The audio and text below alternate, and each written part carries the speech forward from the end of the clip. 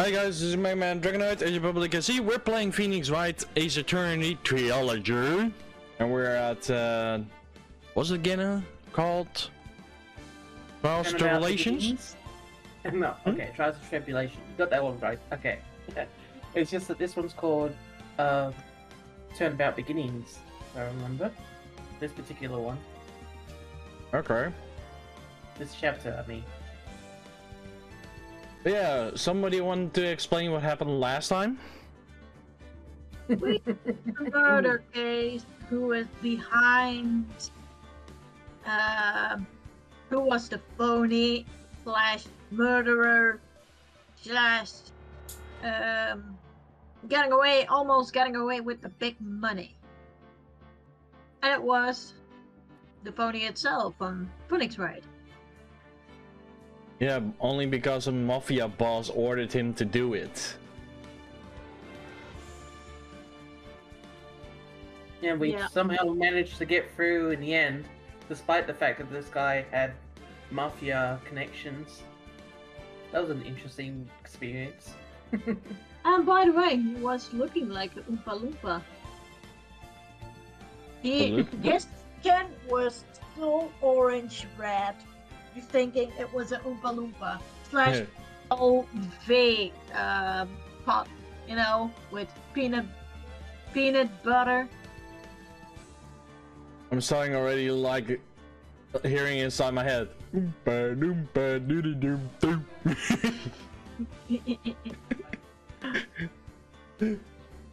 Objection, dee-doo.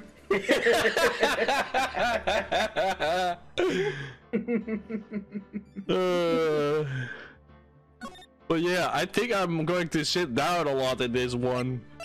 Yeah, because Phoenix Wright is not in the court yet. Because he's now a child. Well, not a child actually, I think. The girl, let her go.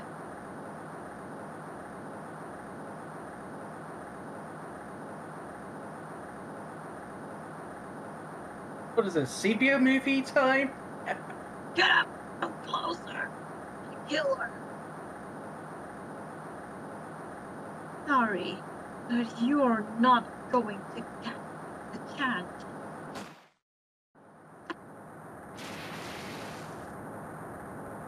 Somebody fell into the water and getting refreshment.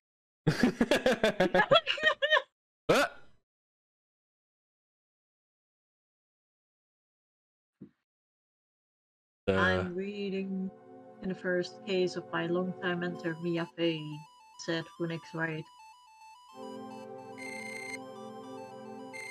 Harry Floss, charged kidnapping murderer, sentenced death penalty.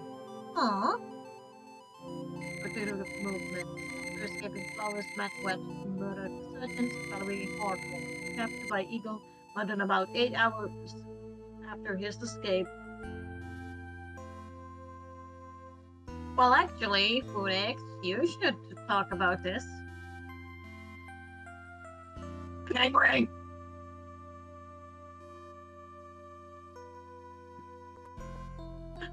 No 7 is online! Where are you? Little penguin, I know where you were. February 16, 9:24 a.m. The script code defended lobby number 4. Ah, so nervous. I feel like I'm going to die. But I'm living. Actually, not in the present. But I'm alive. At the moment, yes. Where is 07? Where is 007, the penguin? Oh my god. I never could have accepted this case. I'm being an old wreck. Eee! Well, Danny, you can do him. Good morning. I prefer. Jumpy Mia. I prefer rather have got it. I don't like this guy, to be honest. Really? Okay. I didn't do nothing. I swear, I didn't kill nobody. Wow, you're way better than him already. Okay, let me try. I didn't do nothing. Where? I didn't kill nobody. Oh my god. I personally find Justin better on that point, to be honest. Mm. Wow. Harry Flawless, my first client. Sentenced to death 5 years ago, and now in prison as escapee.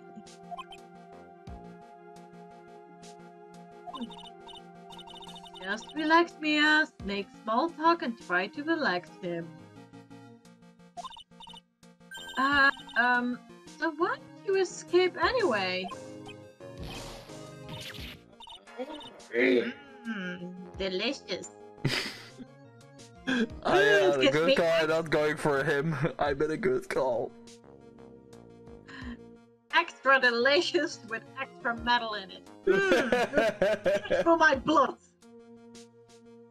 Also, his left eye is a different color to his right. It's kind of creepy. Maybe because he's having like paranoia Frankenstein. attacks. He's like Frankenstein. And a right eye.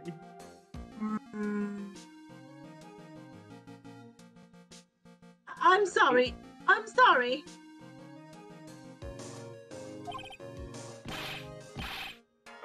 I didn't do nothing. I didn't kill nobody. I never lie. I didn't escape from nowhere. But Mr. Flies, the police just recaptured you 2 days ago. Sorry. I told a little lie. Oh look, this is oh boy. But anyway, I didn't do it. I never killed nobody. Sorry for asking, but you're on a death row, right? Hello.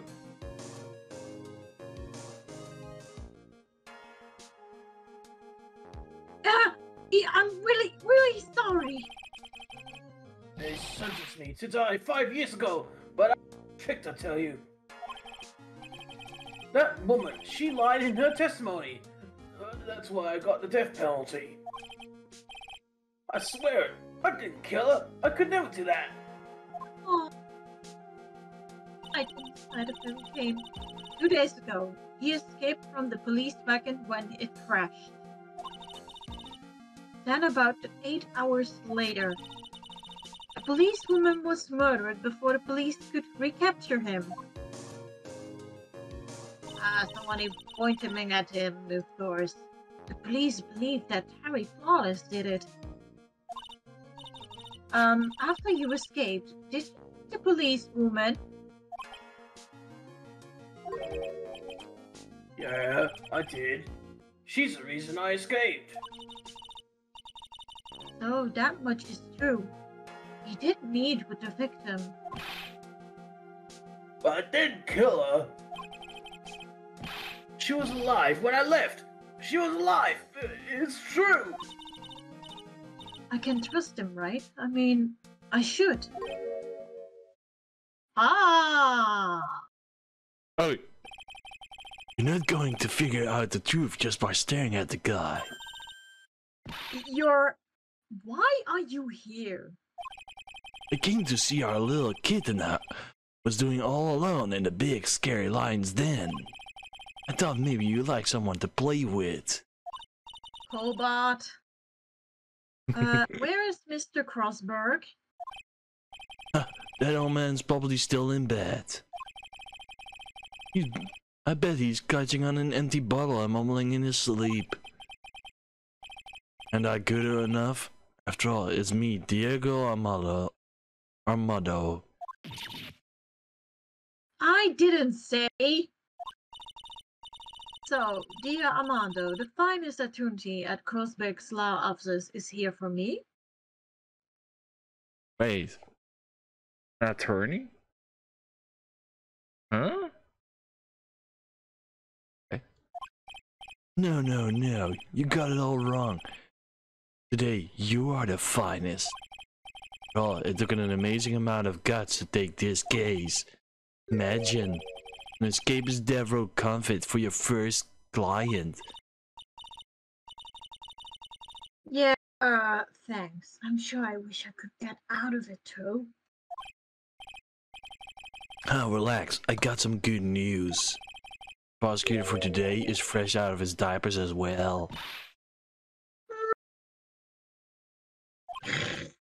However, unlike a certain someone who I won't mention, he earned the reputation of a genius since the beginning of his law career. Genius? Oh, we know who that is. Do we, bro? Go bot. I think so. Go bot. Edgeworth. It's not GoBot. And Shira is very close on him. Ajifu! It's Ajifu! There you go. I mean, who else would it be? Well, it's about time to head in, kitten. Sharpen those claws off yours. It's go time. I'm not a kitten. I'm a tiger! Good one. Rah. I'm a tiger. I'm just saying his line, so that's why. And so long as he convenient self or recommended must be the world's loneliest place. And that's why my client ran away from. Every other lawyer gave up on him, but not me. When I saw those flowing eyes, I heard that simple tear-like voice. Google Sound like Google Gaga!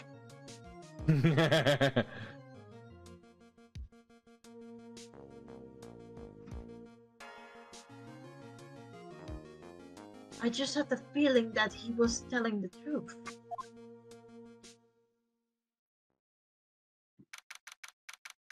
February 16, 10 a.m. This is courtroom number 4. I But can where is do number five? the judge if you guys want. Oh, it's a different judge. Okay, I'll go for Oh, him. there you go. I have something. The court is now in session for the trial of Terry Flawless. The defense is ready, Your Honor. The prosecution has been ready for a while, Your Honor. Wow, he looks so young and smooth. Damn, look at that face. Yeah, you wanna kiss him, huh? Right, Danny? No, just like he looks so young compared to the other versions we have seen. I understand the lawyers from both sides are newcomers. Yes, Your Honor. I'm Mia Fey. Miles Edgeworth, Your Honor. So you're the new prosecutor everyone is talking about, eh? So you joined the prosecutor office quite on an early age. At 20, Your Honor. I guess our little kitten hasn't earned herself much of a reputation yet, huh? Come on, Mia. You can't lose. Not to someone younger than you.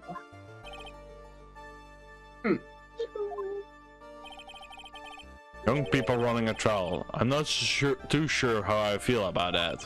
Now then, the defendant is in this case our fallen on death row. 2 days ago, he escaped from a police wagon. Is that correct? Precisely. But the defendant is not on trial for an escape prison. On the day of the defendant escape, a policewoman was murdered. So here the determinant of Mr. Flawless was responsible for her death. It's good I know this was got it. And just another with that cup of his. Am I right? You're right. You got it, kitten. Don't Well call me then. kitten. Well then, Mr. Edgeworth, let's hear your opening statement.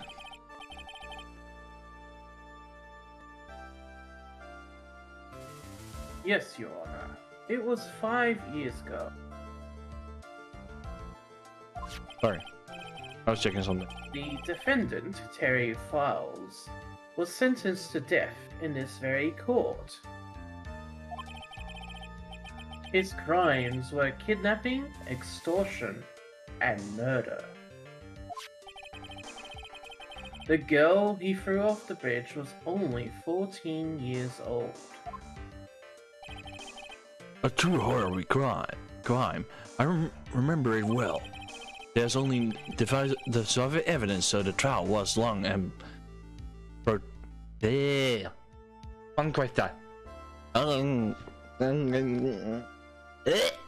help. Protracted.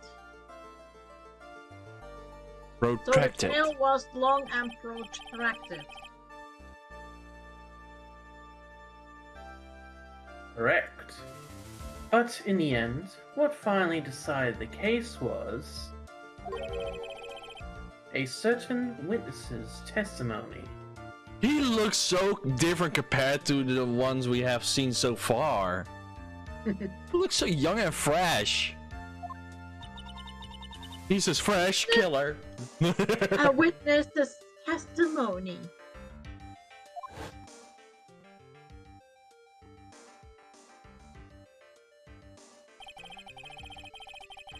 The testimony of Detective Valerie Hawthorne, the person who confronted this criminal.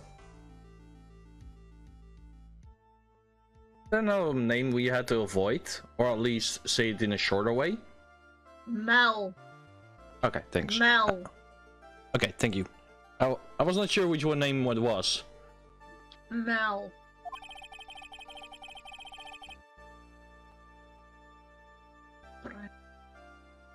She arrested Mr. Falls at the scene and later testified against him.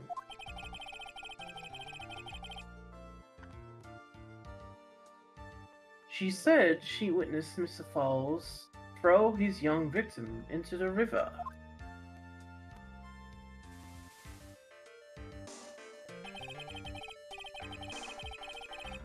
For those who are not aware, Eagle River is well known for its powerful current.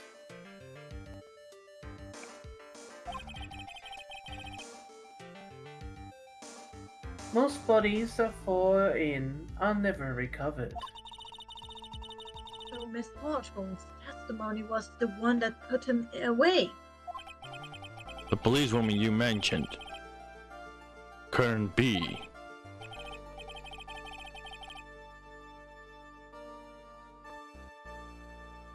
Exactly. The victim. The same woman that was killed 2 days ago. Police Sergeant Valerie Hawthorne. Aha, I see. The man who was sentenced to death based on her testimony escaped 2 days ago, with only one thing on his mind: to take revenge against the woman who convicted him. Aha, the truth is coming clear to me now. Huh? Uh-oh. Already a verdict? Yes, yes. It's quite obvious that the defendant is guilty. Objection! Wait a minute, that's not right. That was quick. I didn't even do that thing. At least hear the case before you decide on the outcome, Your Honor. Watch yourself, Miss Faye. I'm not sure I care for your word of choice or your tone of voice. Young people these days simply don't know how to respect their elders. Why, you? You're even younger than me, you hypocrite. Now then, Mr. Edgeworth, please call your first witness.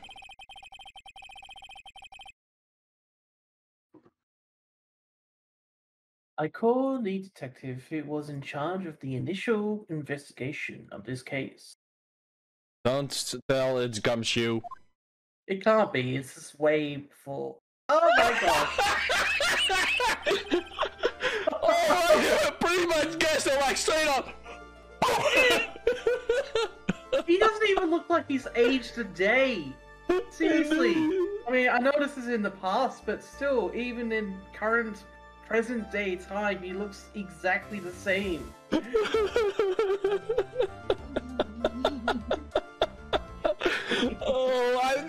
How am I able to guess that straight on with a straight face?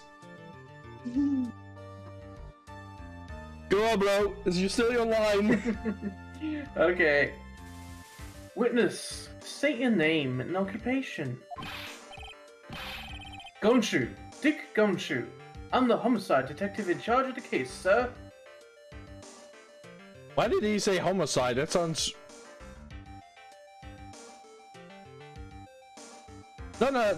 Is that not a bad thing to say? Homicide is basically another word for murder. Oh. I finally got promoted to detective division half a year ago.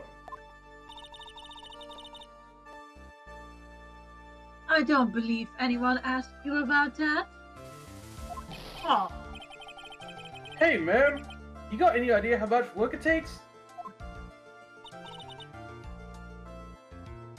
what is it?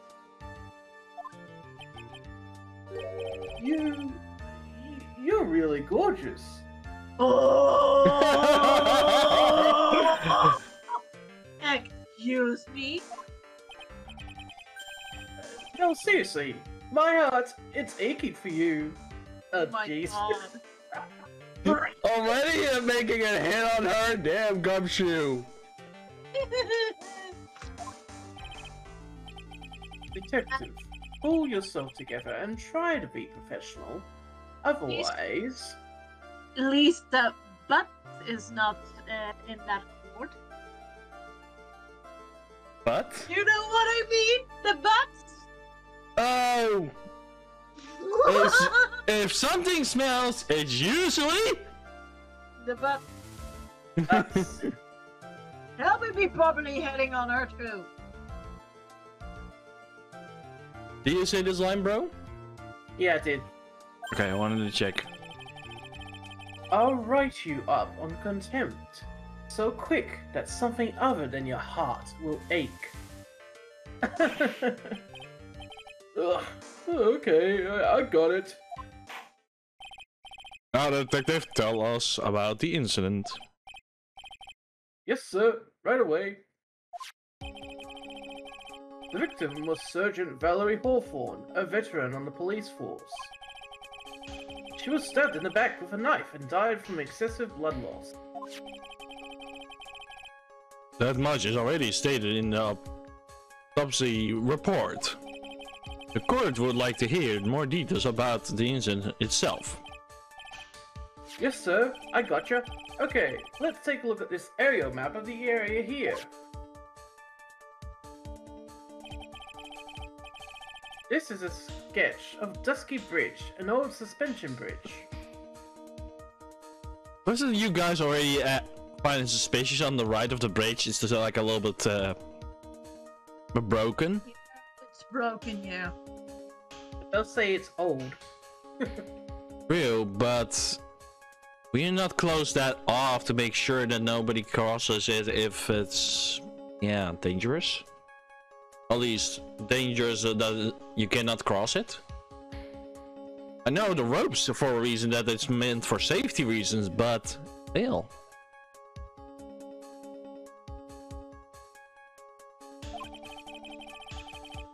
And the river that runs under there is Eagle River. The victim and the defendants met there, on top of the bridge.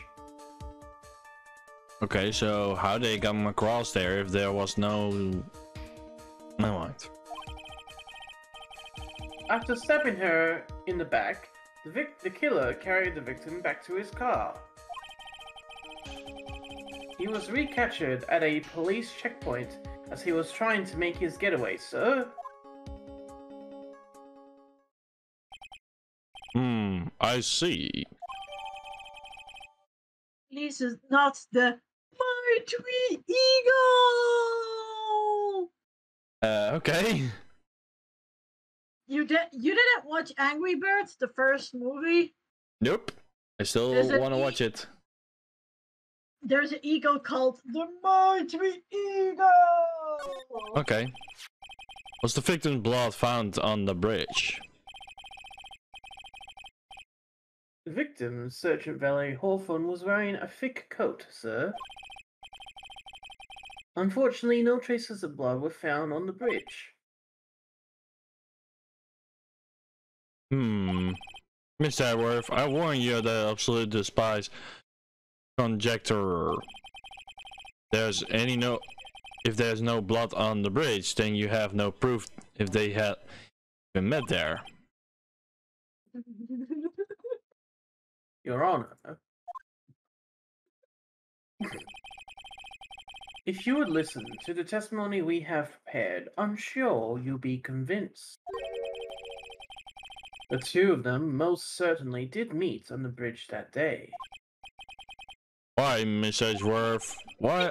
I'm not so sure like you, wagging your finger at me as if I were some sort of hooser. Detective, proceed with your testimony. Oh, yes, sir. Here we go, Mia. Hang on. Okay, now listen carefully, kitten. One little mistake and this guy will drink your morning tea. Trust me, and get ready. What about you? Drinking coffee. Ah, look at all the delicious coffee. Tastes for cobalt. Extra bitter. On the day of the incident, an unknown person phoned the sergeant and asked to meet. Sergeant Hawthorne went to Dusky Bridge at the designated time and met with Mr. Falls.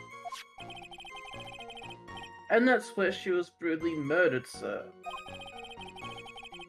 The criminal stuffed her body into his car trunk and tried to make a getaway.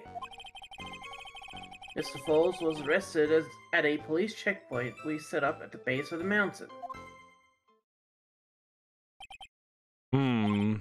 Well, you certainly have established an importance of the bridge. Naturally. Now, would the defendant please hurry up and proceed with the cross-examination? Yeah, Your Honor. Cross-examination. Coming right up. Hey, settle down there, kitten. Keep trembling like that. You're gonna make me spill my coffee. I'm not trembling. I'm just cold in here. Courtroom can be cold battlefield, alright, especially for a beginner. I don't need you to worry about me, I mean, the defendant, the witness, everyone is the beginning in here.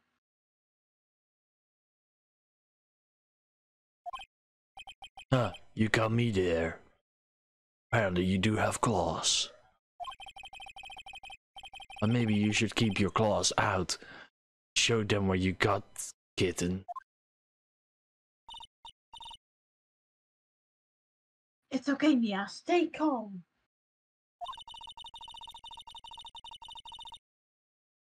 Just remember those court-worthy videos you stayed up all last night watching.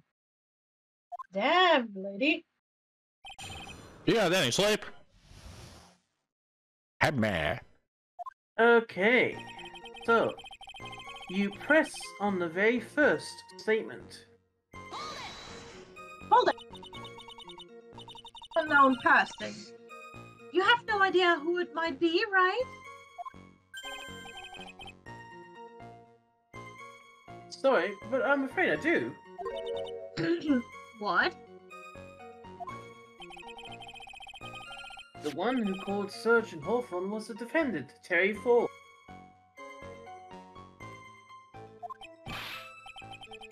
Look at that face expression. What? The defendant called her? Sergeant Hawthorne was a very thorough person, sir. She left a note about her phone call with Mr. Falls. A note? Yeah, a top secret memo that she left in her desk. So, not really top secret then. Not very so secret anymore. According to this note, it seems the one who called her on the bridge was indeed the defendant, Harry Fallis. Whose bright idea was it to keep that note from me? Looks like the judge is even more sure about the verdict now. Listen up, never ask the question if you don't already know the answer. That's the detective's fault. He's the one who said unknown person.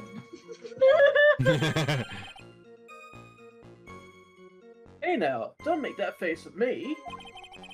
I just said that way because the prosecutor told me to. What? Was that a trap? With that cute face, I didn't expect him to be so sneaky. Guess who learned in that? Of course! Von Karma! What was his full name again? Manfred von Karma. Thank you. The most dickhead of the dickheads. Yeah, the ultimate dickhead of this whole series, I'm sure. Pretty much, yeah. A German war criminal. There you go. Killed his parents, then started to put the blame on him. Yep. It wasn't me, dude. Okay, what now? Okay, so you press on the number fourth statement. Let me check. 1, 2, 3, 4. This one, right? Yep. Justin! Mr. Flawless had a card, Anne? Well, that bridge is way up in the mountains, ma'am. Are you drunk, Gumshoe? I hear you hiccup. The defendant and the victim both went up there by car. I mean, how else, right? Or was it you, Judge? What? You mean the defendant drove his own car? No, of course not. It was stolen. He was running in a bike. Whee! He stole it from a young couple that had been waiting at a red light. Car just- thieves. Just Yeah. Grand Theft Auto style. Give me the car! Yo! Car thieves. I'm not sure how to feel about car thieves.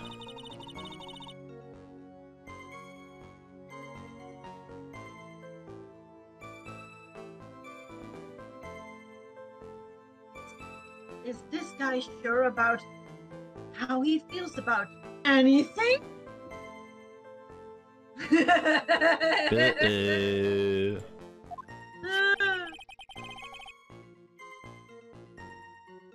This is Must a be- photo of the stolen car's trunk. Must be an old timer. Oh, damn. Naturally, that's the body of Valerie Hawthorne in there.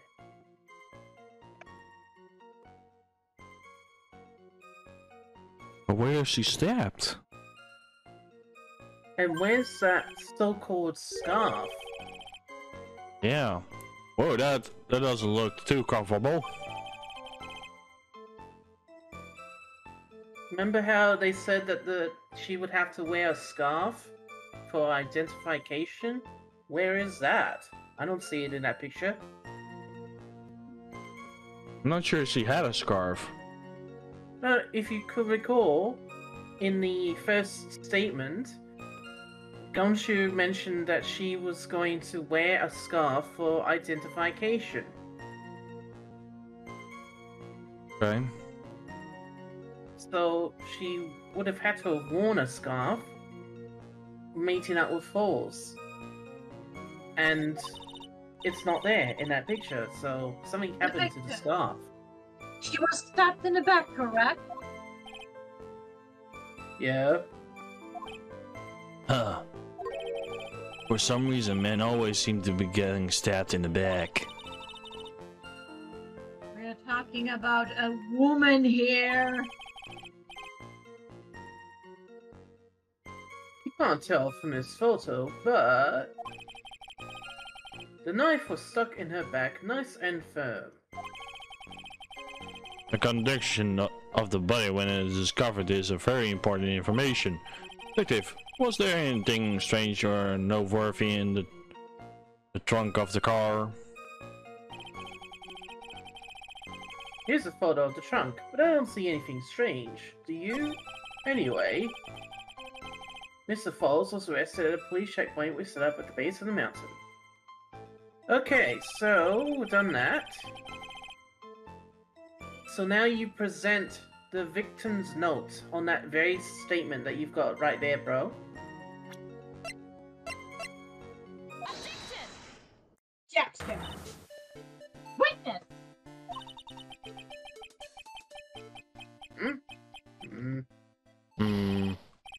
What is it?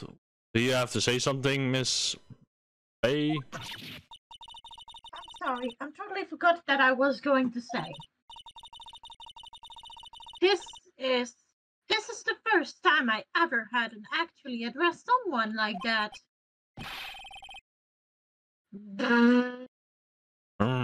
You should have practiced before coming to court. Honestly, Miss Faye, I'm not sure I like this. Say there, little kitten.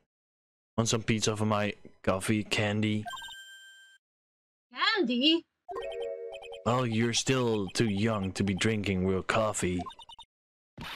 Come on, Mia. Shake it off. You're a liar! Detective! Yes, ma'am. This photo. You said there was nothing peculiar on about it. Is that correct? Yeah, that's what I said.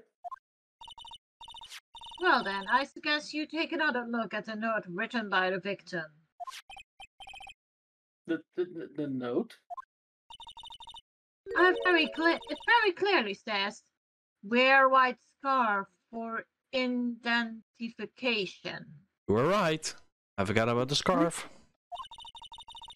The caller must have forgotten what the victim looked like. This special request. I have one very simple question for you, detective. Where is the white scarf? I can't seem to find it on this photo.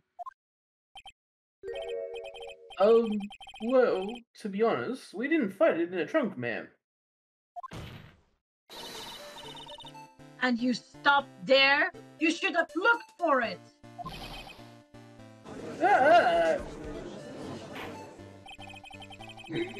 The caller told her to wear it in the identifier, so I expect she does that. Oh, Miss Edworth, what do you have to say about this? I see. The defense is a little lacking.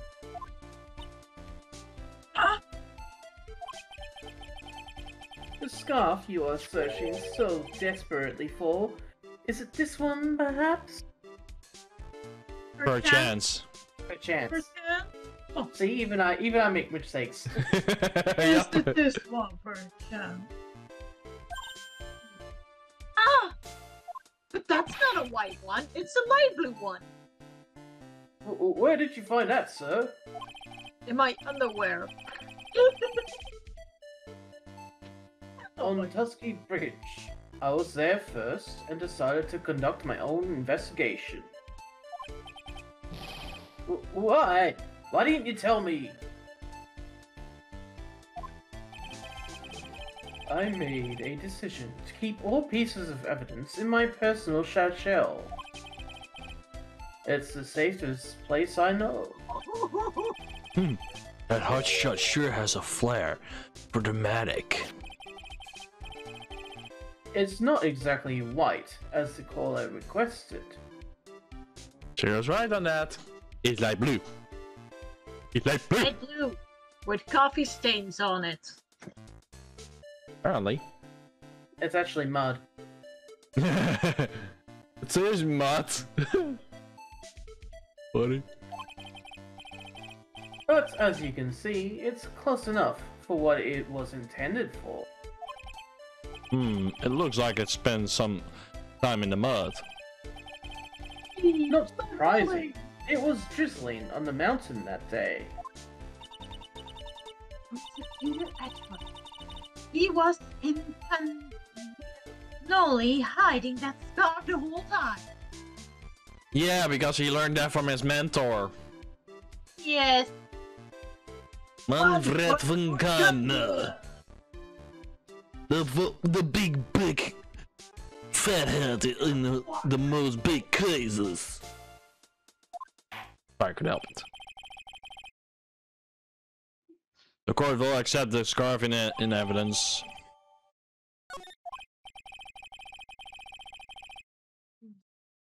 Now, if the attorney for the defense is finished embarrassing herself, I'd like to move on with the testimony. That is alright with you, isn't it, Miss Faye?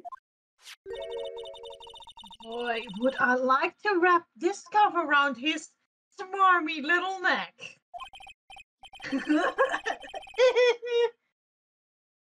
Very good. Now, if we're done with this mud-covered scarf business, the prosecution moves to establish conclusively and with hard evidence that Miss Hawthorne and Mr. Fowles did indeed meet on that bridge that day. Further, we will show exactly what occurred there. That sounds quite promising. I can't wait to hear it all about it.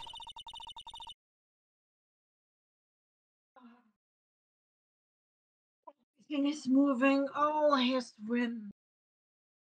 Something just struck me, bro. Well, remember that second case we did in the very first game? Vaguely. It's been a while. The one with the pink-haired girl? Yeah, Hawthorne was her name. No, not that. No, the very first game of the trilogy. Second case. But from Ace, Eternity, when he was young. No, it was when we started this playthroughs. Our second case was that Mia was killed. Oh. And her little sister got arrested for it because she was at the crime scene. And there was a note with her name on it. Remember that, yeah, bro? I was not there at that moment, right? Yep, you weren't there yet. There around that time, yeah. I remember that case. You came around like maybe the first or second game? Like I came from, let me see, from the second case from like second game? Yeah, the second case. With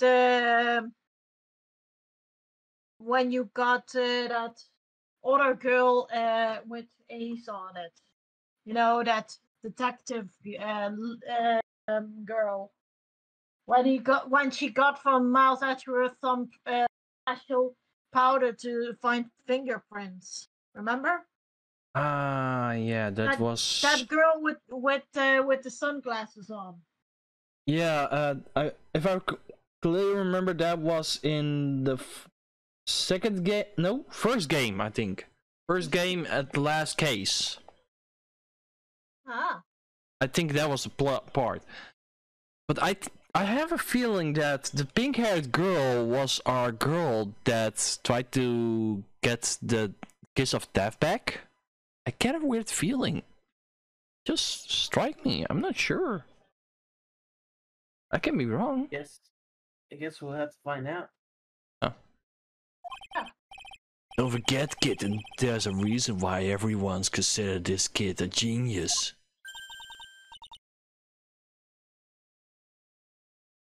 A genius, huh? Well, he wanted to become a lawyer first, but he became a prosecutor because his father died. His father. Yeah. But apparently the one that teached and raised him as a prosecutor was actually the one that killed him. Yeah.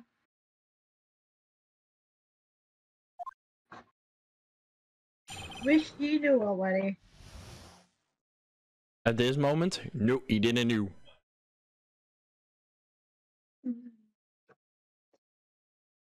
Events on the sea bridge.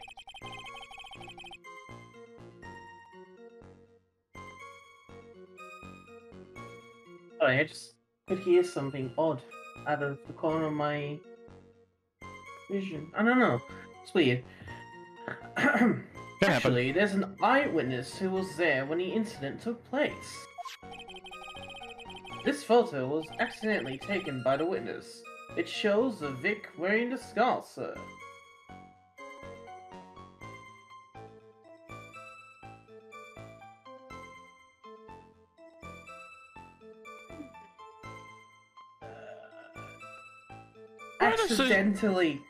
Accidentally taken. And not it's not accidentally taken, it's actually on purpose. And watch actually closely. They stated she was stabbed in the back. Where's the first of all, where did he put the knife? Can clearly is holding his ball up, otherwise he will fall off the bridge. And second of all, he's watching him straight face on. Yeah. Huh? I'm missing a clue here. Also, Where's Blues when you need him? you know what is also missing? Well, You don't see the little girl actually. yeah. Little girl. Yeah, that our guy here kidnapped. No. So this photo was taken on the day of the policewoman's murder, not on the day of the murder of the girl that fell into the river. Well, still. They're completely different cases, guys. So yeah. Okay, yeah, that's okay then, but yeah. There are a few things missing. I know where you're coming from, though. I know where you're coming from, but let's just try and separate those two cases. Forget about the previous one with the girl that fell into the water for now, and focus on the policewoman that got stabbed. I think that's what we gotta do. Okay. It was drizzling that day. Unfortunately, it's a little hard to see what's going on. Anyway, the criminal shoved the victim down from behind and stabbed her in the back. Again! He was looking him straight on. That can't be been in the back. That must have been when the scarf fell off. Looking at this photo, you really can sense the bridge. It's very high up. It is about a 40-foot drop from the bridge to the Eagle River down below. Whichever. Who took this photo anyway? Let's just say that it was a well-intentioned third party. Why do I feel I know who this person is?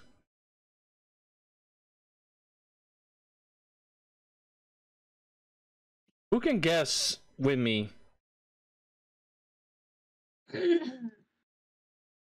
I don't think it's who you think it is, bro. But Sure? tell me, who do you think it is? I think it's a lot of heart. Yeah, I don't know. I don't think so. She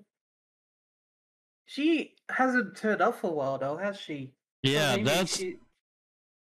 Oh no, but this is an earlier case. This is way back when Mia was first, um, doing these sort of things, and I don't think Lola was around then.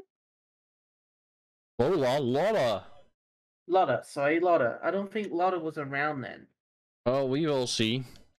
Yeah, we'll see. Ah, potential witness. So why is this person? Why is this person in the courtroom? Well, they said they absolutely did not want to testify. More reason to be Lotta. Yep. Yep. The person in question is very delicate, Your Honor. Delicate. My ass. Besides, as long as we have this photo, we see no reason to compel them to testify. I'm not sure how I feel about that.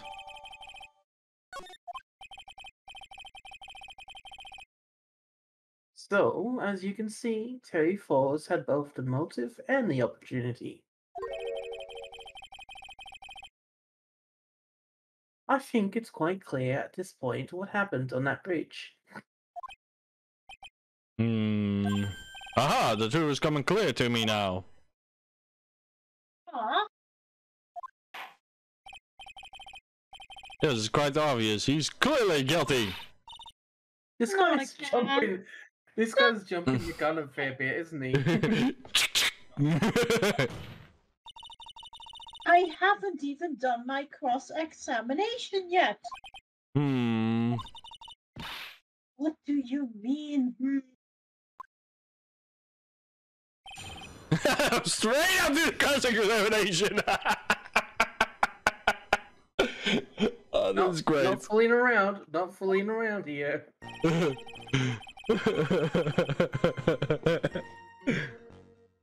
Okay, so you present the crime photo on the fourth statement, number 4.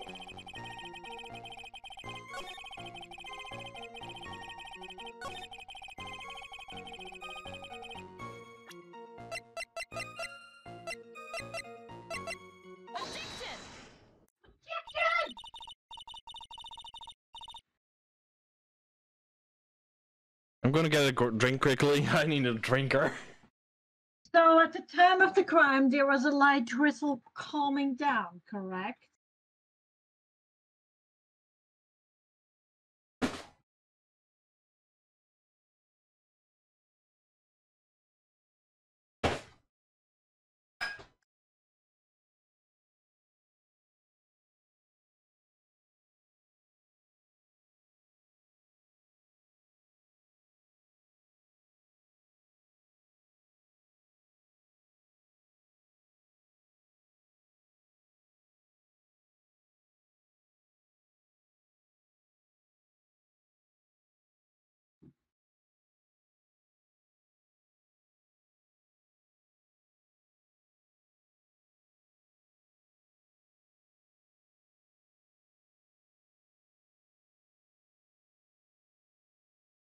There you go. Yeah, and fog too. Just a generally soggy atmosphere. Yeah, right. How is this photo so clear then? For If it's foggy like time. 60 feet away. I don't think that's the matter. I don't think that's the whole idea. It's did you know something else about the photo of the woman in the car? Okay, so what I... Okay, take a good look. Where it says Eagle River. That's probably where the photo is taken. If it was foggy, that photo is supposed to be foggy as well. Well, it's clearly not. I agree with you on that. But also, did you notice something about the victim's clothing in the picture of the car? Look at it there and then compare it to when she's in the car. completely dry and completely non-muddy. There's no mud. There's no sign of blood or anything. Now you mention it. Well, blood makes sense because it's stabbed on the back, but if he was if she was pushed down like he said, then she would have been covered in mud, right? and wet as shit. Exactly. Something's not right there.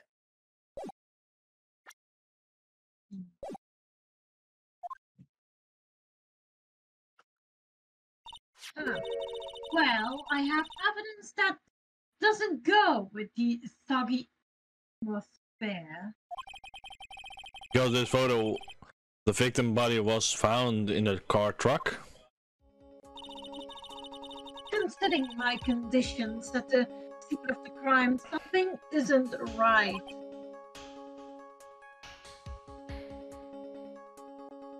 And something got justice's attention.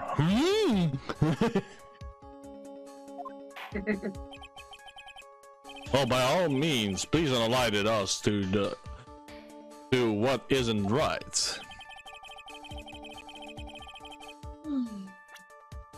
And I couldn't put that away. Okay, hey man. Like I said, it's the coat. It's what she's wearing. Take that! Naturally, the answer is right here. The victim's coat? Far as I can see, there's nothing nothing strange about it. That's exactly what's strange. Recall the testimony. What were the conditions on the bridge that day? It was drizzling and froggy. The ski bridge was all wet.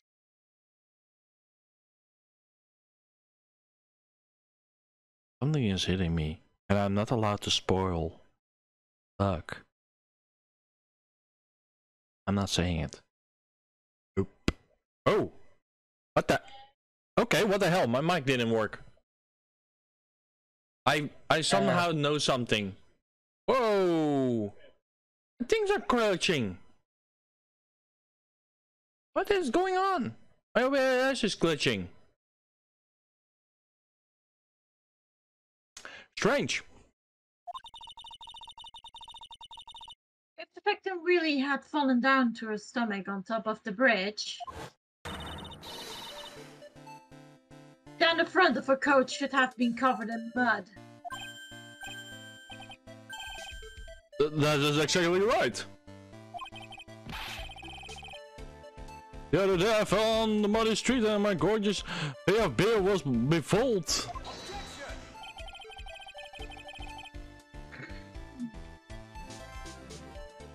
I do admit that the crime scene was quite wet that day.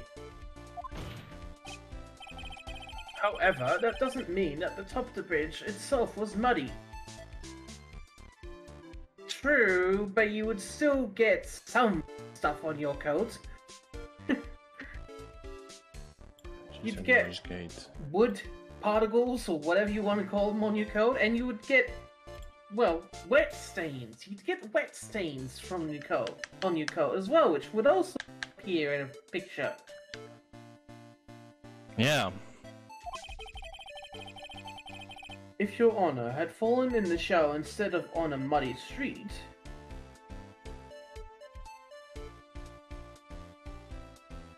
I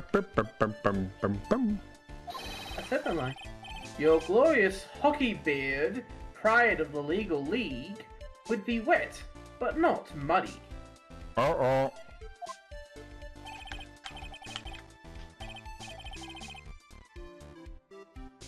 Fortunately, I have yet to test that still, but your point is well taken. Had you proved that the surface of the bridge was muddy that day? The surface of the bridge, huh? Huh. A real man wouldn't stand for a taunt like that. Neither would a real woman. Of course I can.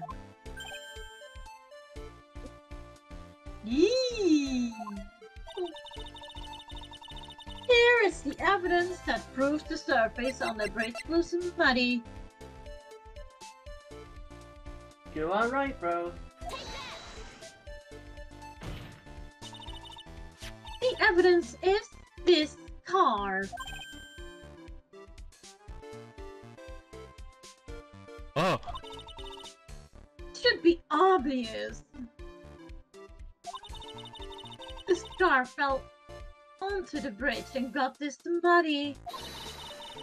That means that the bridge was obviously covered in mud.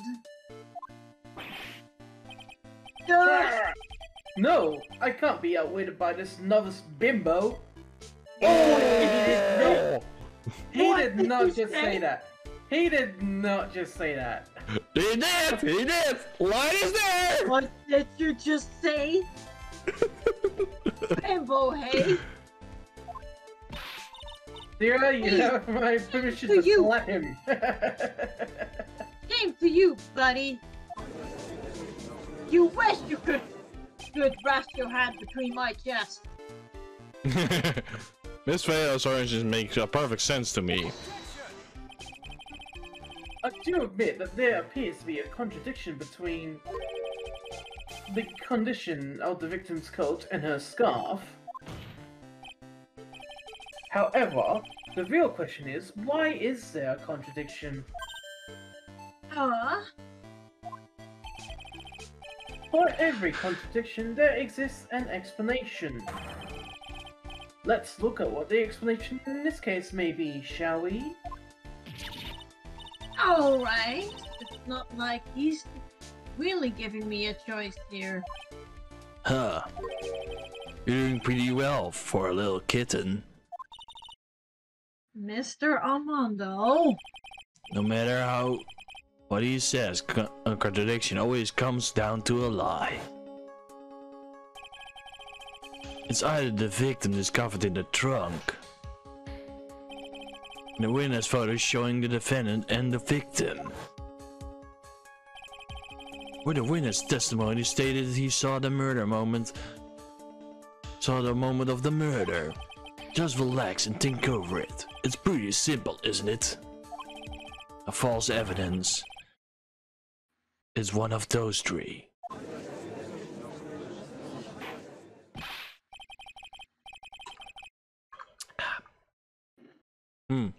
What you just said, no. I'm not sure I like that. That wasn't me, Your Honor. It was the coffee, Canado over here that said it. The court is not in the habit of accepting false evidence, you know. Blame it on him, Your Honor. He's the one trying to slip false evidence into court.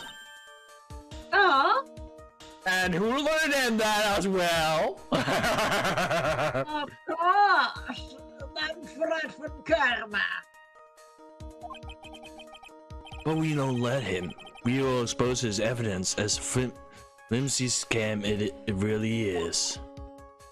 Yes. The false evidence in this case is... It is the witness testimony.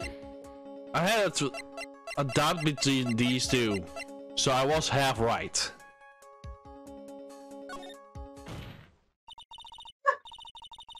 It's a no-brainer. Obviously, it's the witness that's suspicious.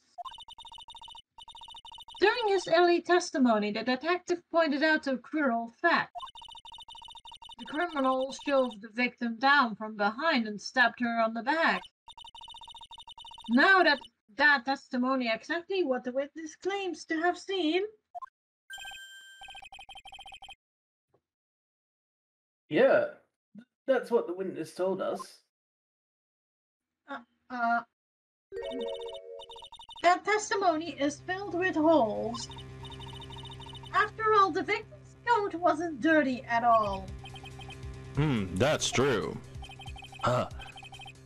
It's just not true, it's the truth.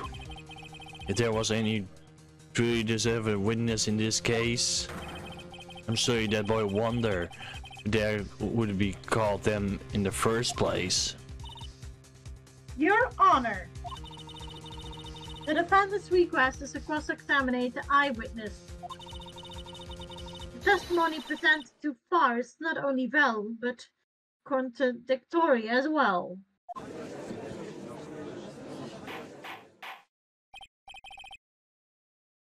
Well, Mr. Edworth, it appears that we need to hear your mysterious witness after all. You should praise yourself for the brutal truth. Huh? Your Honor, the prosecution has no intention of hiding the witness from the court. We are prepared to present our witness at any time. Very well, please bring forward your witness at this time. What Mr. Edward said kind of worries me. What does he mean by the brutal truth?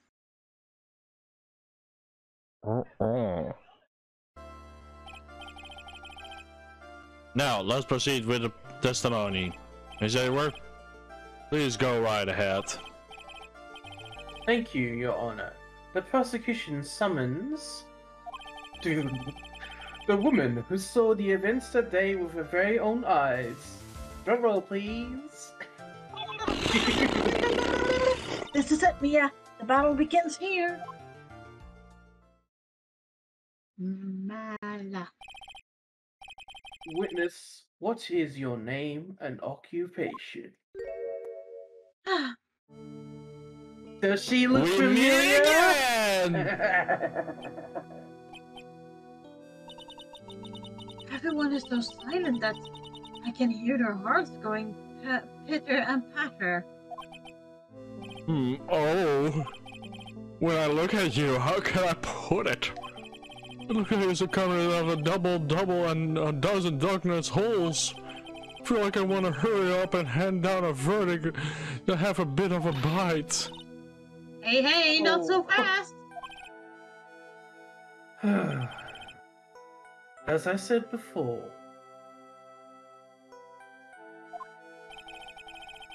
this witness is very sensitive and delicate.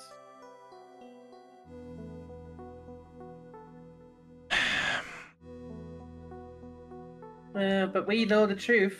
We know the truth. I almost want to like say, I want to bet $5 on this, saying like, I know she's the liar. She's the one that killed everything. Behind the cuteness and her gentle smile hides the murderer. Yeah, it wasn't the first time. It was a second time maybe as well. I would ask the court to please exercise care when addressing her. Yes, indeed. Thank you, Miss Edworth. You're a true gentleman. Miss Faye, you should learn a lot from this man. If he's such a gentleman, he sure doesn't act like one to me. Sir? Yes, my dear. This is my first time, so I'm sure I'll make a lot of mistakes. I want to make it like an exception, like say, OBJECTION! You have been once here before. This is my first time in the court. Anyway, I just wanted to say I'm sorry for all the trouble I might cause.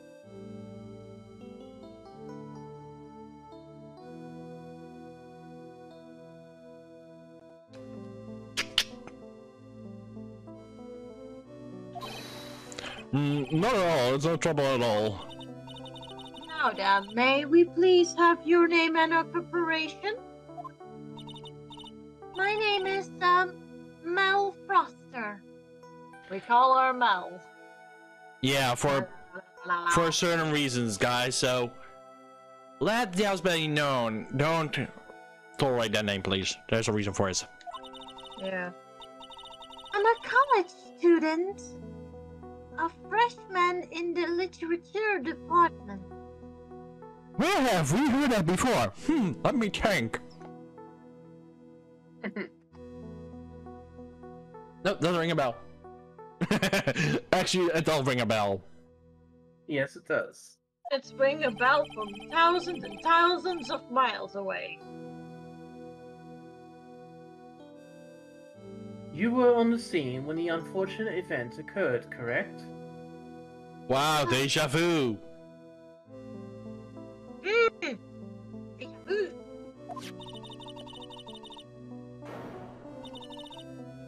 And you were the photo, and you were the one who took this photo. As that accurate?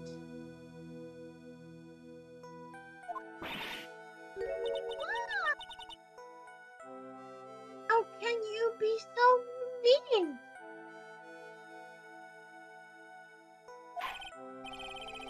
Now see here what you are doing, shoving that in her face like that. Huh? This photograph, it's not like it's something dangerous.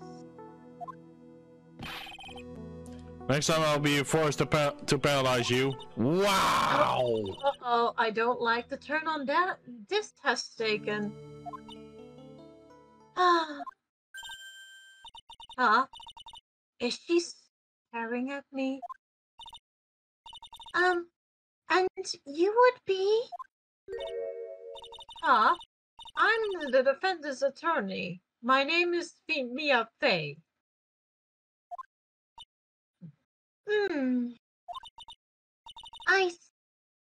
So you are? Now then, young lady, could you please give us your testimony? Yes, Your Honor. I'll do my best. Where those butterflies comes from? The witness photograph. I was using my camera to take some pictures of wild flowers. Yeah, right. Well, just if you like trying to make something else. Then I noticed there were two people standing up on the suspicion bridge. Suddenly they just started fighting. That's when I hurried and took the photo that shows the crucial moment.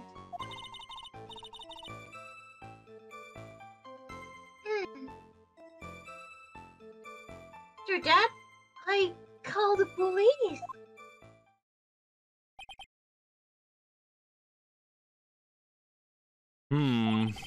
By the way, where you were standing when the incident occurred?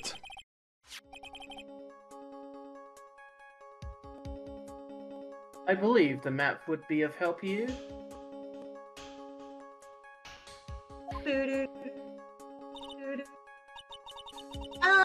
I was sitting right over here. Then the photo's all supposed to be foggy. I feel the photo was way closer than that. Like where Yeah, that... she was on that top, just like Where the E is standing? Yeah, above that.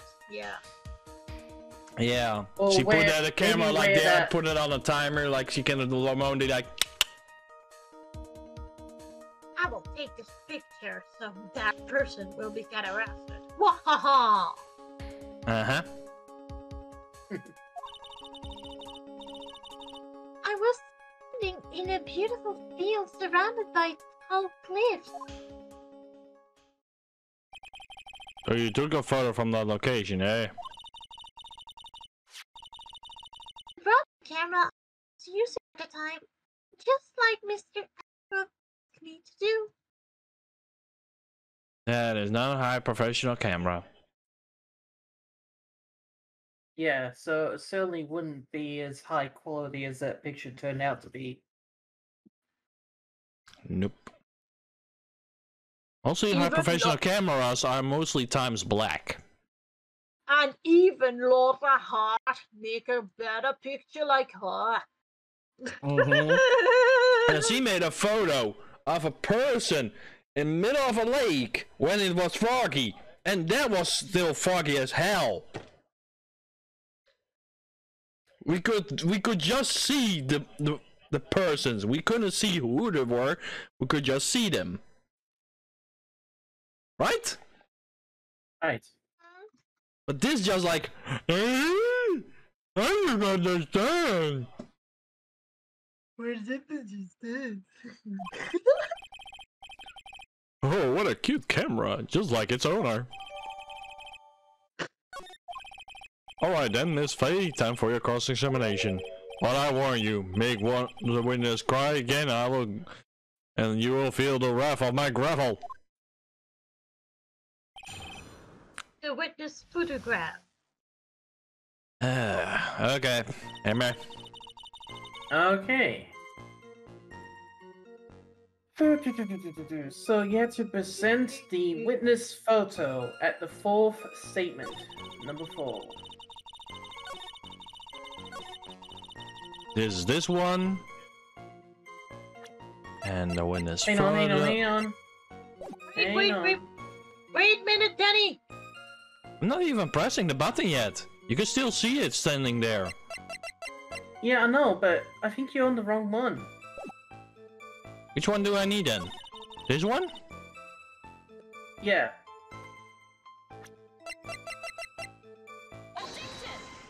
Objection!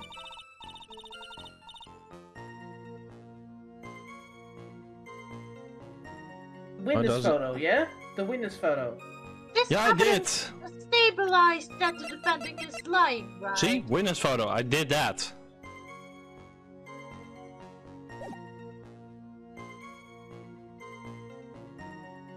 Okay.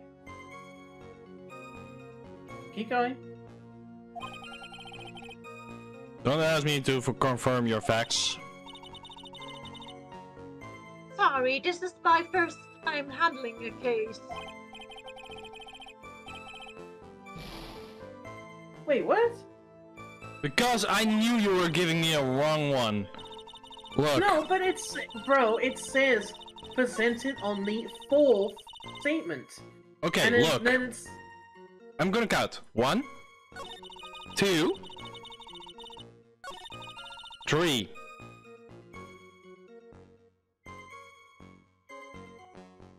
This wasn't fourth. This was fourth. Oh, sorry, I'm reading what it says here, and it confused me because it said afterwards that if both people were fighting onto the bridge, it would be considered a crucial moment. So I thought it was referring to when she mentioned them fighting as that being the 4th statement. I I get you. thought that was the case. Okay, I'm sorry. Hey, I'm not witness! mad. Witness! It's glitching again. Don't like it.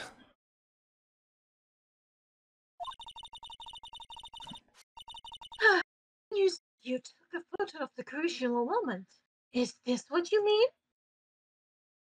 Also, bro, remember when I said you can look up the when is which line? Well, I don't know why, but it doesn't have that ability on my version. Doesn't have. Yeah, when I look at it and it says present the witness photo on Melissa's false statements, there's nothing that pops up to say, oh, this is the false Oh, wrong one. statement right next to it. Although there's okay, never mind then. There's actually, you just need to look a bit up. Just off the picture of the photo. Of the photo camera, actually. Or just helping you out again. Where are you, Herman? Sorry. I'm not mad. I'm not mad. Calm down.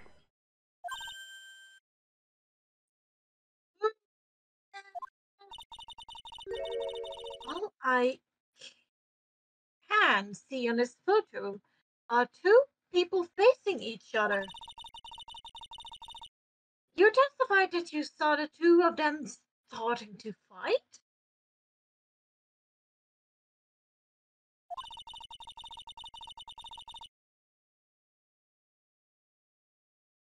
Oh, work again. Did work.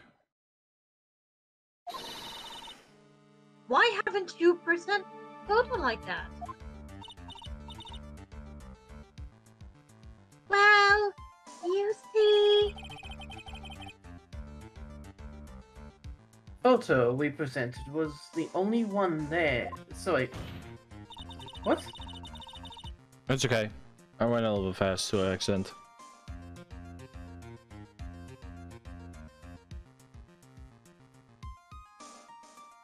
But if you really wanted to capture the crucial moment...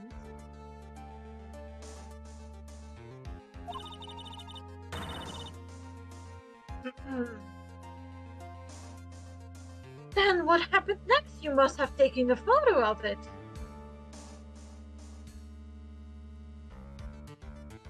Is it glitching out? No! No! My apologies, young lady. But Miss Fair's variation would now without a certain amount of ferment. He can certainly downplay a situation, can't he?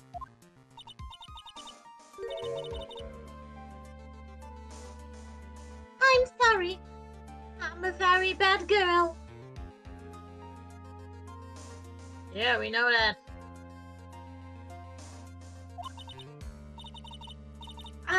I used it all up the film, I mean. You went out of film?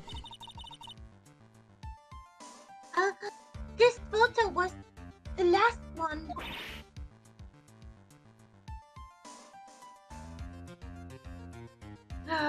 What? That's kind of odd saying that was the last film. Unfortunately, that is the truth. I personally examined all of the photographs she took that day. All the other photos are of the witness herself playing among the wildflowers. And how does she do that? Click. Yeah, I don't think that camera is capable of doing selfies. Otherwise, you have to need a remote. And I don't think that camera has a remote for that. The No, it witness does. herself? Then who took the photos? Okay.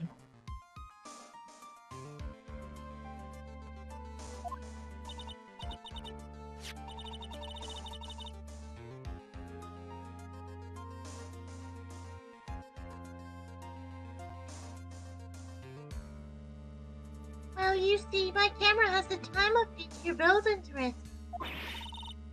So you took the photos with yourself?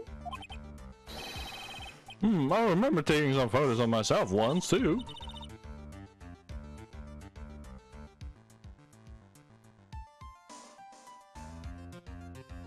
Please, no details. It seemed that Miss Fair's was not on the side of it after all. Wait, just a minute.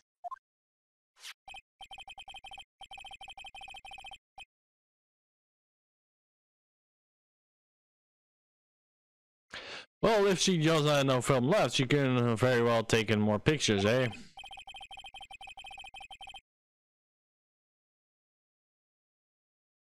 Miss Foster, perhaps then you could tell us about a different sort of photo. Photos of the incident that you took with your very own eyes. Mr. Edgeworth, you're quite a poet.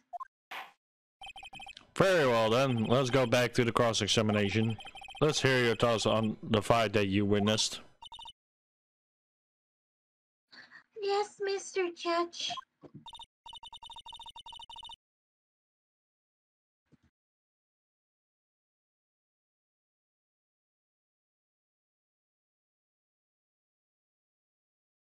Oh.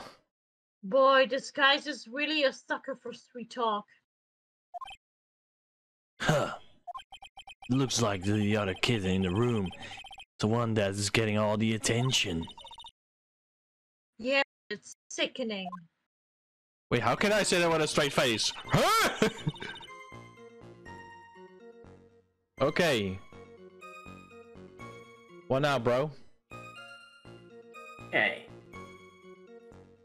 Alright. So,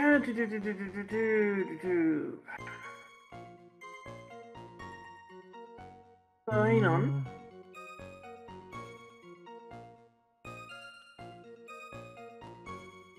So, there should be...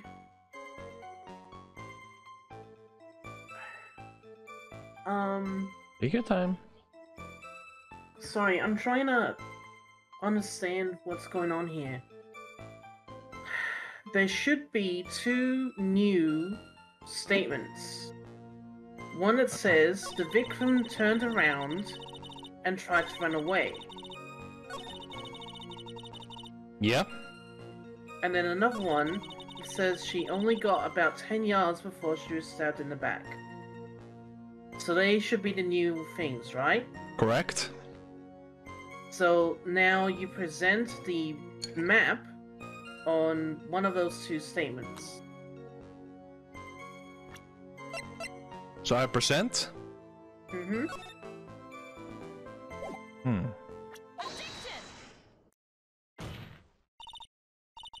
Witness, your testimony is a joke, just like the Joker. Hey! I'm just sitting here for a little bit of a cup of tea. Don't call me a joke, cause the joke will be on you.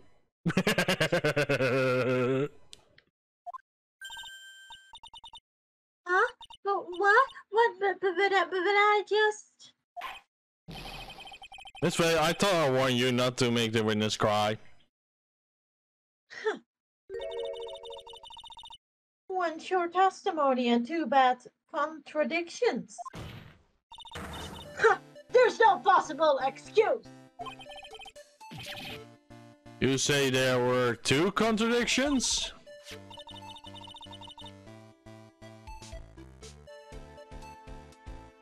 It's simple. Just take a look at the diagram out of the area.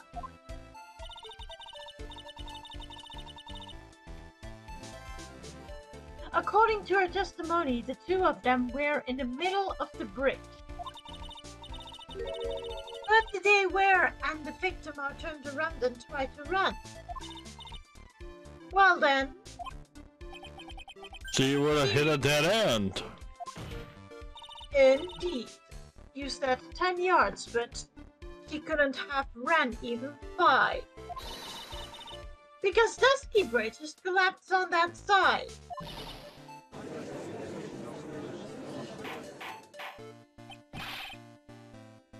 What does it all mean? It's very simple, Your Honor. This charming little witness told a charming little lie. Oh. What? The Widow Snow lie. The lie, Your Honor. Why did I lie? That's all there is to it.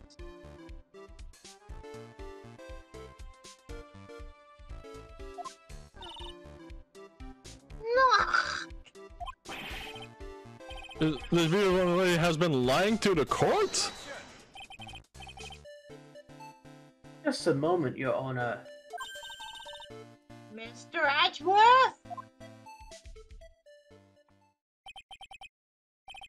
Your Honor, allow me to personally apologize for the confusion. What do you mean? There's one major mistake in this diagram. What did you just say? What are you referring to? It's all because this diagram was made after the incident occurred. It's a very old bridge. We couldn't find any official blueprints of it. So you are saying... I'm saying that even though this bridge is currently in disrepair, There's no evidence that can prove that the bridge was broken during the incident. Even that picture even shows that there's no damage to the bridge. Yeah. So he's actually in the clear for this one. Damn.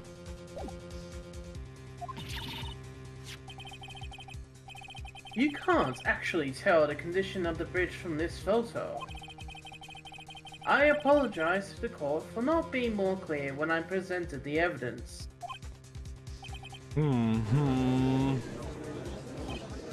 That guy is good. What do you mean? He planned it from the beginning. He's a genius, alright. The dying out of the bridge was his insurance policy. What? That coward!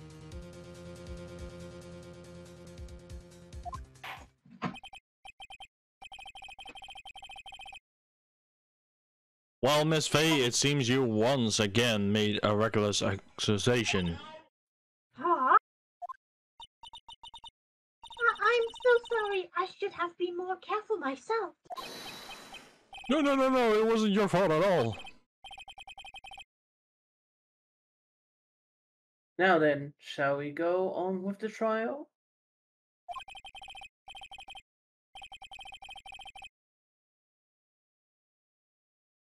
I'd like to establish, once and for all, what it was that the witness actually saw. Indeed. Alright, young lady. May I ask you to please proceed with your testimony? Yes, Your Honor. But it's so hard to go on. We're all on your side, Miss Foster. With her charming little smile. Behind is a true monster instead. There's no need to worry, just tell us what you saw. Yes, sir.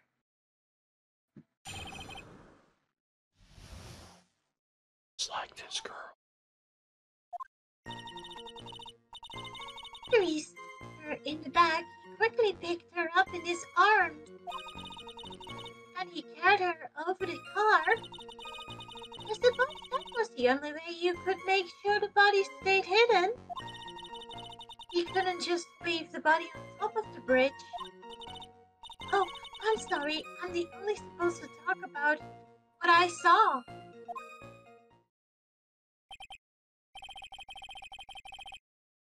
Witnessing such violence must have been difficult. Yes, sir. I'm still shaking up. If he accepts this testimony as it is, we're finished. Don't say that. Oh well, maybe I should stop off my favorite cafe on the way home. They make really great matcha latte. This trial isn't over yet. Huh, that's what I like to hear. Alright, Miss Faye, you're a cross-organization if you please. The contradiction is staring you right in the face, Mia. Go on and attack. 1, 2, 3, fight! Running from the crime. Come here. Okay. According to this, you have to present the Dusky Bridge map on statement 3. 1, 2.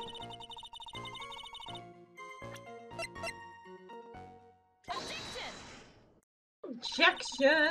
A killer not wanting his victim to be found, I can understand that.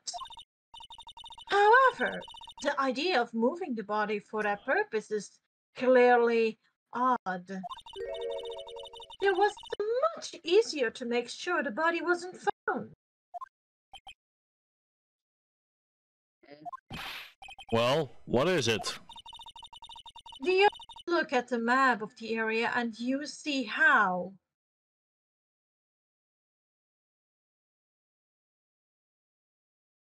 Yan yan.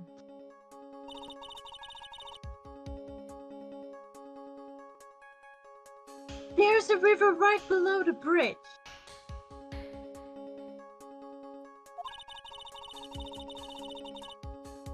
Earlier, Mr. Edgeworth pointed out something interesting about the river.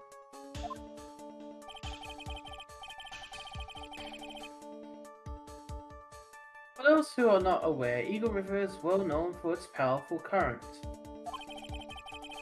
Most bodies that fall in are never recovered. Oh. In the kidnapping case 5 years ago, the victim's body was carried away and never found.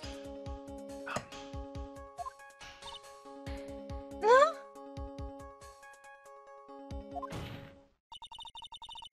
If 10 murders were to a same spot above Eagle River, you can bet your boots that every other killer would have tossed the body into the water.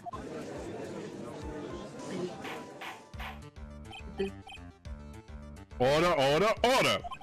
I'm not sure if I care the way you put that, Miss Faye, but I must admit it does seem odd to not have thrown the body into the river.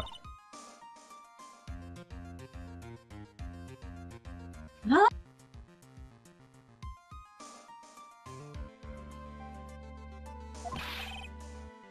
Well, Miss Edgeworth,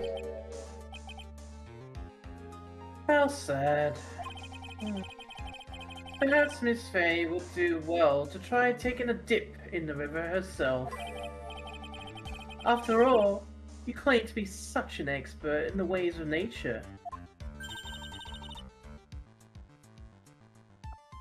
What are you talking about? My point is that no matter how odd you may find a killer's method of body disposal, the fact is that this is what the killer did. None of your arguments have anything to do with what the witness saw. quite true. Miss Faye, it seems that you're silent without affirmation after all. Objection. But that's what the victim claims to have seen is totally ridiculous. Absolutely ridiculous. Surely you can't deny that the body was found in the trunk of the car. That's completely consistent with what the witness has told us.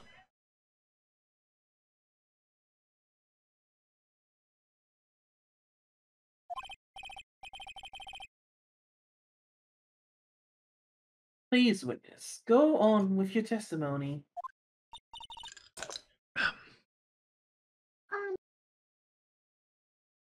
I'll try. All you have to do is tell us only what you saw. What a rot. Otherwise, the mean lady might yell at you again. Who is he talking about?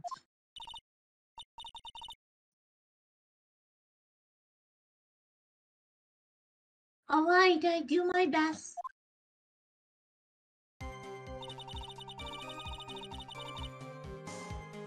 Tell me, bro. Okay.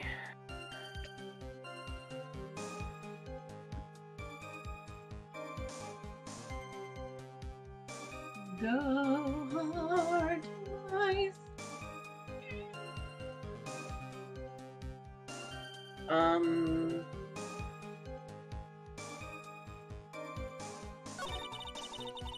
Hang on. Yeah, there we go. So that's a new statement. So you need to present the witness photo on that statement.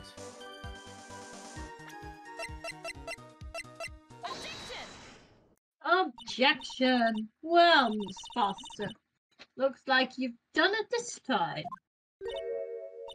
Huh? Done what? Made a crucial mistake. A crucial mistake? Like what, Miss Faye? The killer broke into the trunk of the stolen car and hid the body in there. You're saying you saw that, right? With your very own eye. It's impossible. It's impossible for her to see because he was on the other side of the wall. Unless she's lying about that. Uh-huh.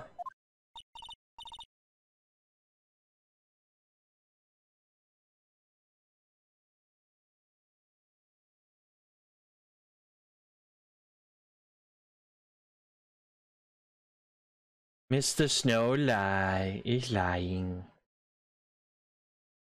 Oh.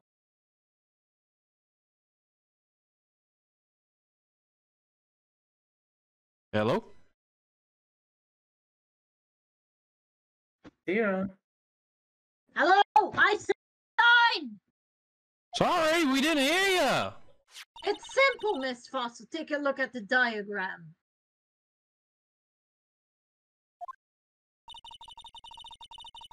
The place you claim to have taken a photo from that day is here. Do you see what I mean? Even if you try to see the car, it's an outcropping of rock directly in that way. Ah! That's right, Miss Foster. From where you're standing, you could not have possibly seen the killer's car.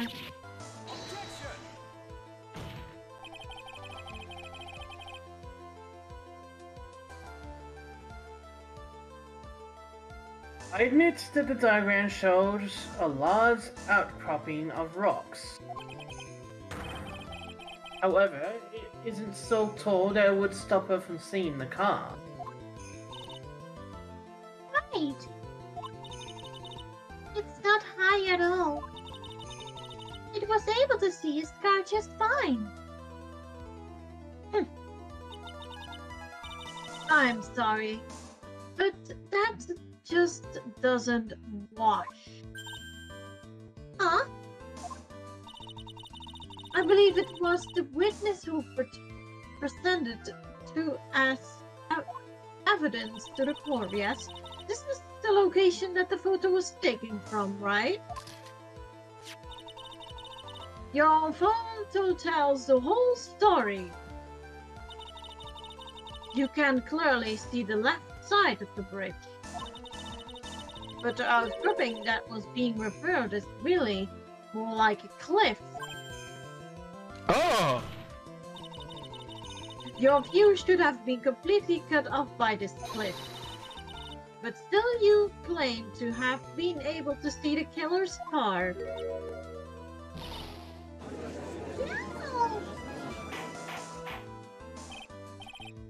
No! Order in the court. What is the meaning of this all bally hole?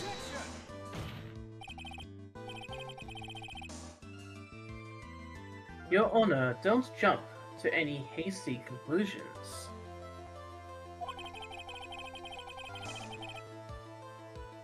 The fact that the escapee fled in a stolen car was reported on the news. After witnessing a murder, I'm sure you can appreciate that the witness was very upset. She must have heard about the stolen car and convinced herself that she saw it. But she was repeatedly warned before starting her testimony. She was told to testify only on what she saw with her own eyes. Oh. Mr. Judge? What is it? I think I must have remembered some things wrong. Hey, wait a minute. You just cannot say that.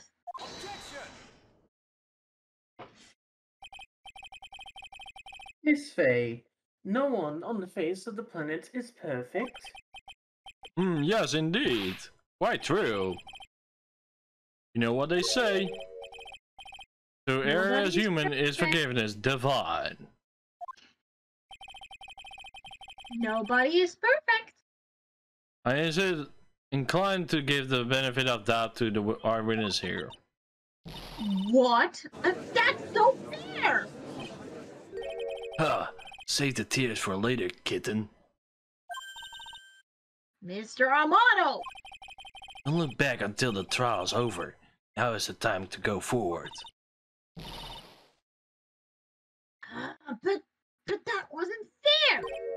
Okay, kitten, you need to relax. Then you need to remember the other kitten's testimony. The killer broke into the trunk of the stolen car and hid the body in there. So She tell certainly me. knows something about it. It's actually Amalo that said that. So tell me, how did she know that? How did she know that that he broke into the trunk? Aha!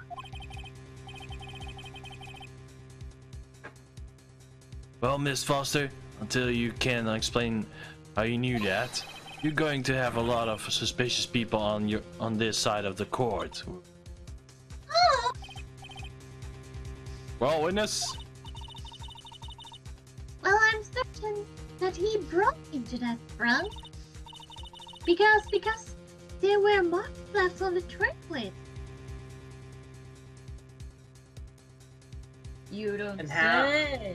And how does she know that if she couldn't see the car from over the cliff? And how does she even know that the car was still there? Well, they clearly said when the body was put away, he drove away. Shut up. That doesn't add up. You didn't think about your testimony thoroughly, did you, lady? There were scratch marks from when he broke into it. Oh, what? Let me see that photo. On top? Yeah, indeed. It's true, there certainly looks like scratch marks around the keyhole. So this trunk has been broken open. Oh, Miss Faye, are you satisfied? The judge is on her side. I can't make any mistakes here. What he just said. Is there a contradiction in this there somewhere? Yeah, it doesn't work at all. Malfroster. It looks like you finally betrayed yourself. What? You said you were in a field taking photos of wild flowers.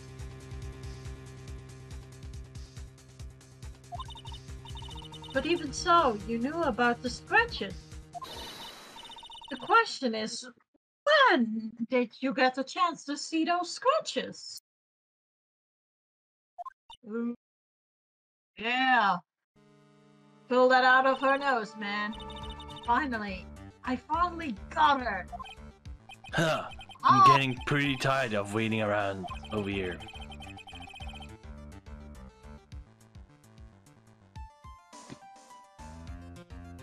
Then perhaps it would be faster if Miss Faye explained herself. Your Honor, there's only one possible explanation.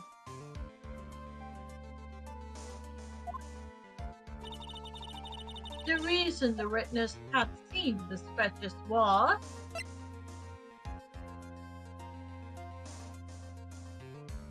She put the corpse in herself. How did I even knew, huh? She's the owner of the car. There's only one way, and the witness had the chance to see those scratches. Yes, what is it? Naturally, when she opened the trunk and stuffed the course in her herself. Ooh. I mean, something's starting to add up. The person who really hid the body in the trunk of that car was...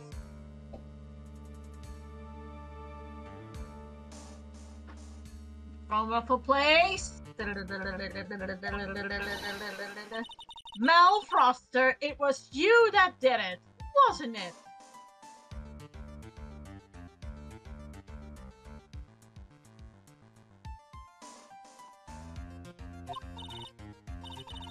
Ridiculous! I could never!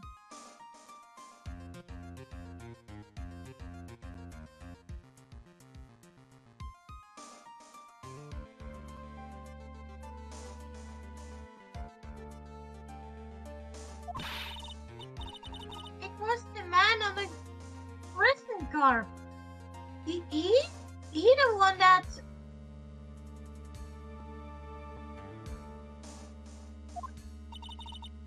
I don't think so, Miss Froster. Oops. If Mr. Forrest had been the one that put the corpse in the trunk, he would have simply used the car key.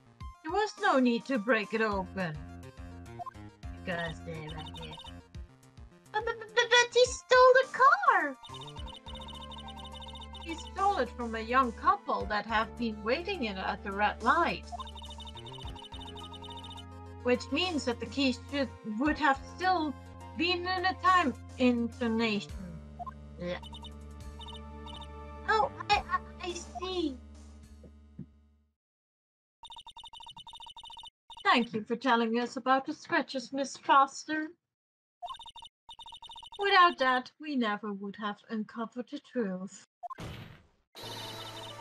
That it couldn't have been Mr. Flawless that put the body into the trunk. Oh,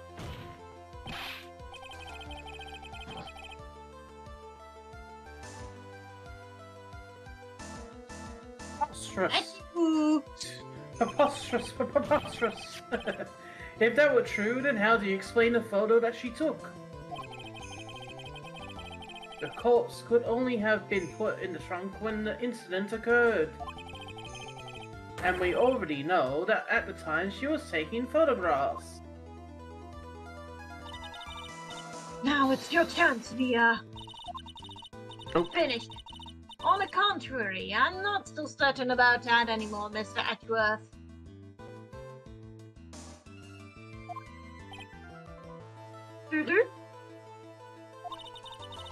There's no need to think so deeply about it.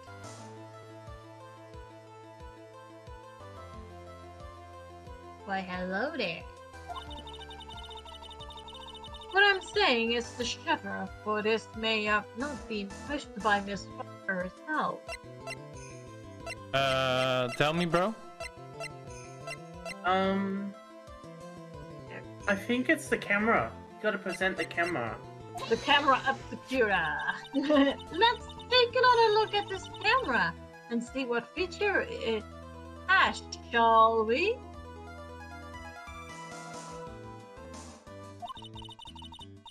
It has a timer built into it, even a mini tripod.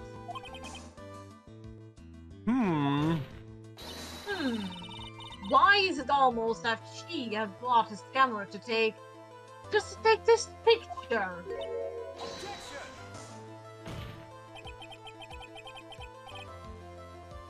What are you trying to say then, Miss Faye?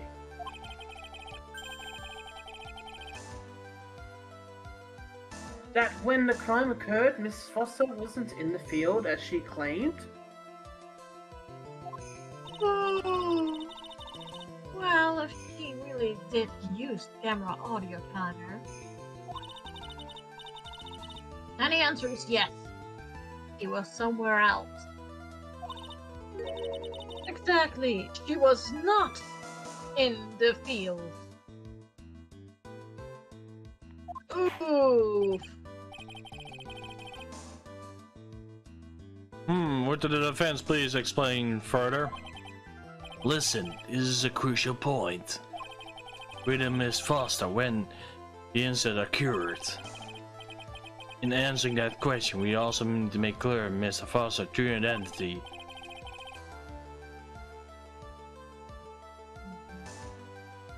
Well then, please answer this question.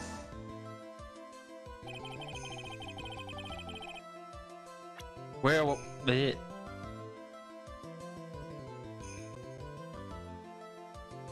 You're right, bro.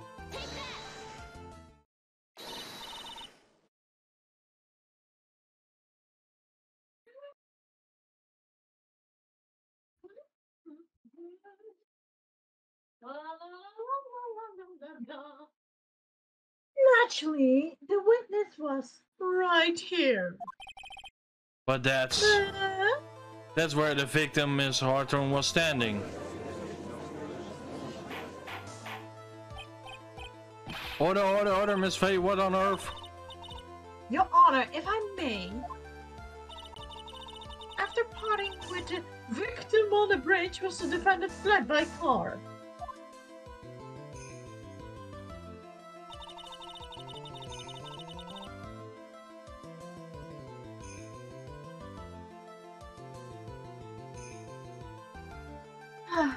But this would mean that there was no time to put the victim into the trunk.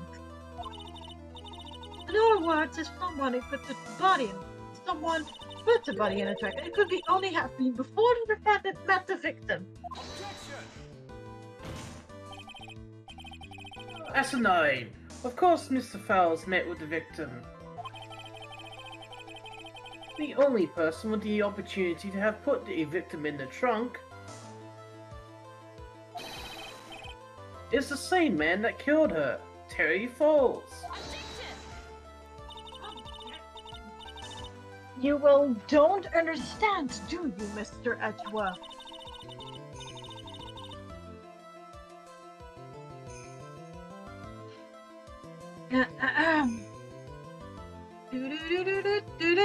By the time the witness's photo was taken, the victim was already dead. The person on the photo was not Valerie Hawthorne.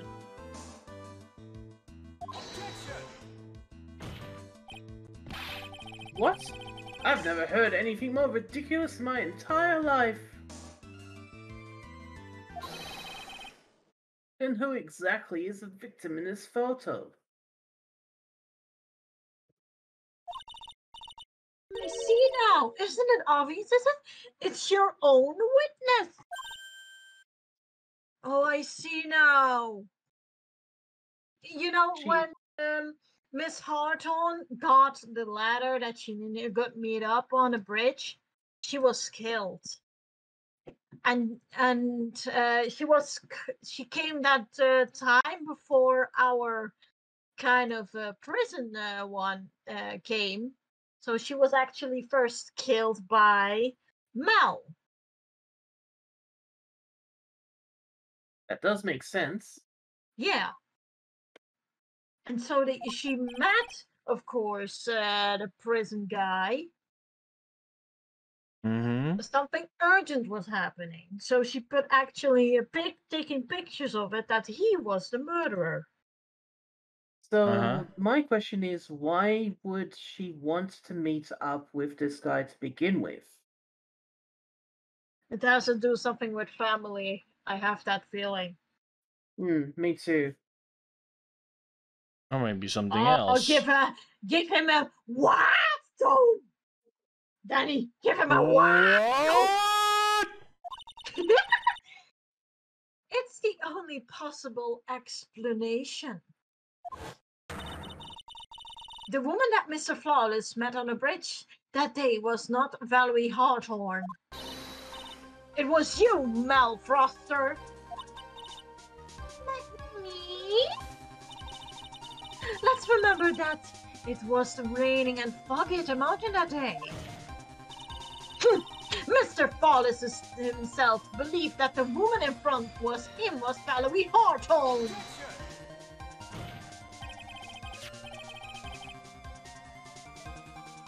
But the defendant knew Valerie Hawthorne very well.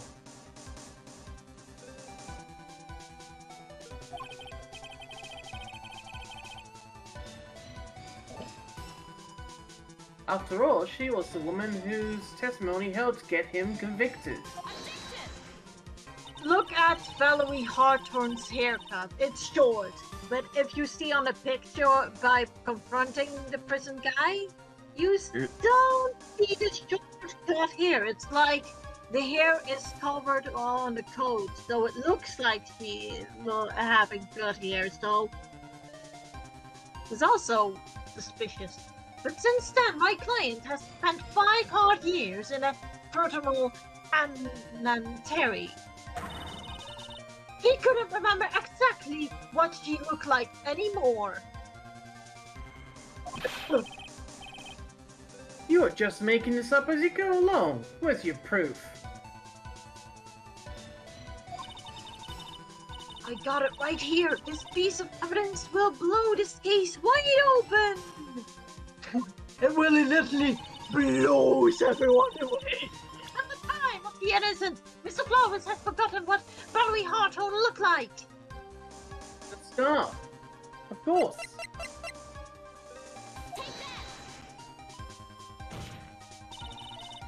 Mr. Flowers has forgotten the victim's face.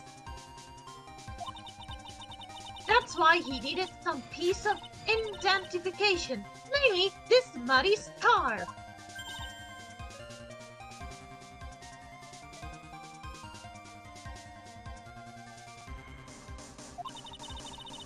It was Mr. Flawless who requested that she wear this scarf to identify herself. That's already been proven by the note of the victim left. Ooh, Etty, you got it very hard there. In other words, as long as you wearing the scarf like he asked, anyone could have pretended to be Valerie Hawthorne.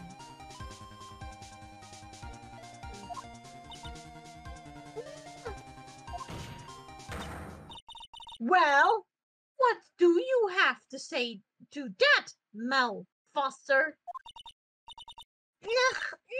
Ah. No! Oh, she fell down. She fainted. Or fake fainted. I fake fainted this. Where is Miss Foster? She's collecting herself in the lobby.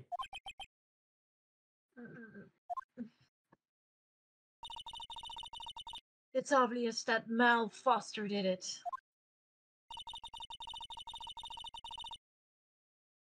She hid the body in the trunk and disguised herself as the victim. That's why she isn't muddy. She set up the camera to snap a fake photo of them together. The only question is, why did she do it? Well, isn't that obvious? She's the real culprit. Huh.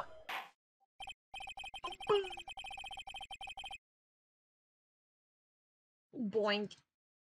I'm just checking something. I tried to upload something, but it's not really working. Well, we have to wait for Miss Foster to compose herself before we start again. Then, until then, Discord is in recess. The defense and the prosecutor are both to wait their respectable lobbies. Yes, Your Honor. Mamma mia. Understood. Here we go again. Mama. Very well, this court is in recess. Court is in recess. Let's go again. Mama, I just want to be with you. Yeet. Yeet. Save your progress up till this point. Yeah, I'm gonna put it there. Oh, well. Well, guys, this is it sadly for today. Maybe it's been a longer than we actually planned for, but yeah, we at least achieved our goal, what we wanted to goal at the moment. Oh wait, wrong game.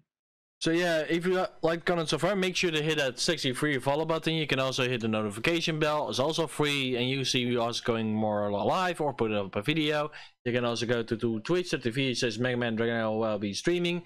You can also go to d.com, says MegaDragonoid will be putting down my art. And if our share or Justin want to do theirs, they can go ahead. If you want to go to my YouTube, you search for Princess Siwa with the light blue hedgehog on it. And stay tuned about the Inktober Arts Challenge as well, that I'm actually gonna do soon.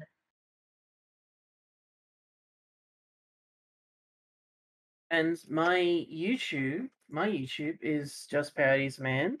My Twitch is Just Parodies Minor, and my DeviantArt is Dr. Chester the First. And there you go. This is sadly it for this week. And we'll see you around next time, everybody. Peace! Bleach. Bleach.